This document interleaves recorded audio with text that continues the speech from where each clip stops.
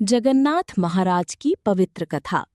भारत भूमि देवताओं और तीर्थों की पावन धरती मानी जाती है। इसी भूमि पर उड़ीसा राज्य के पुरी नगर में स्थित भगवान जगन्नाथ का मंदिर संसार भर में प्रसिद्ध है। जगन्नाथ शब्द का अर्थ है जगत के नाथ, अर्थात पूरे संसार के स्वामी। भगवान जगन्नाथ को भगवान श्री कृष्ण का ही रूप माना जाता है। उनके साथ बड़े भाई बलभद्र और बहन सुभद्रा की भी पूजा होती है। जगन्नाथपुरी 4 धामों में से एक है और लाखों श्रद्धालु हर वर्ष यहाँ दर्शन करने आते हैं।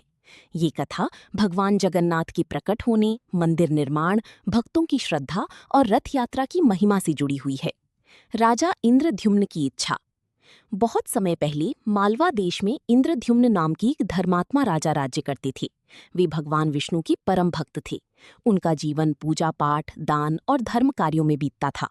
राजा की एक ही इच्छा थी कि उन्हें भगवान विष्णु के ऐसे दिव्य स्वरूप के दर्शन हो जिनकी पूजा पूरे संसार में हो।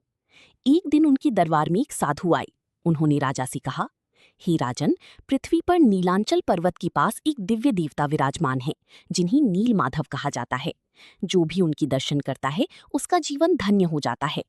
ये सुनकर राजा इंद्रद्युम्न अत्यंत प्रसन्न हुए। उन्होंने तुरंत अपने विद्वान ब्राह्मणों और सैनिकों को नील माधव की खोज में भेजा, परंतु कोई भी उनका पता नहीं लगा पाया। विद्यापति की यात्रा। राजा के दरबार में विद्यापति नाम का एक बुद्धिमान ब्राह्मण था। राजा ने उसे नील माधव की खोज का कार्य सौंपा। विद्यापति कई जंगलों, पहाड़ों और गांवों में घूमती रही। अंत में वे एक वन क्षेत्र में पहुंची, जहां विश्ववसु नाम का एक भील रहता था।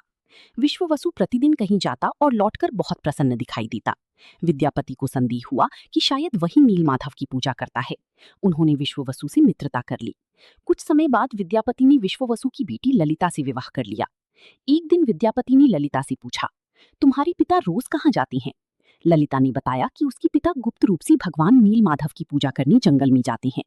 विद्यापति ने विश्ववसु से अनुरोध किया कि वे उन्हें भी भगवान के दर्शन कराएं। पहले तो विश्ववसु ने मना कर दिया, लेकिन बाद में मान गई। उन्होंने विद्यापति की आंखों पर पट्टी बांधी ताकि रास्ता किसी को पता न चल सके। चतुर विद्यापति ने रास्ते में सरसों की दाने गिरा दिए। कुछ दिनों बाद वहां सरसों के पौधे उगाए और मार्ग का पता चल गया। जब विद्यापति ने नीलमाधव के दर्शन किए तो वे मंत्रमुग्ध हो गई। भगवान का तेज अद्भुत था। वहां दिव्य सुगंध और अलौकिक प्रकाश फैला हुआ था। नीलमाधव का अदृश्य होना। विद्यापति वापस राजा इंद्रद्युम्न के पास पहुंचे।